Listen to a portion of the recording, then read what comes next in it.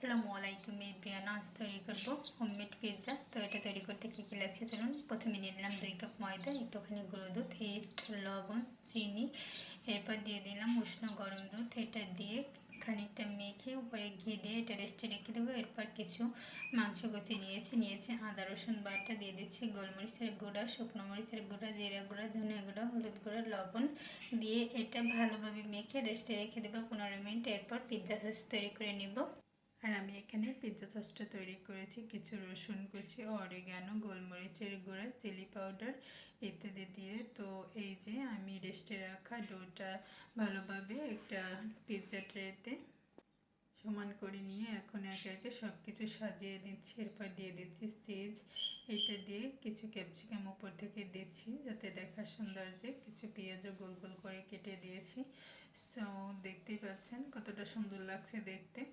তো এখন আমি এটা চুলায় 15 থেকে 20 মিনিট বেক করে নিলে রেডি। ভালো লাগলে সাথেই থাকবেন। ধন্যবাদ।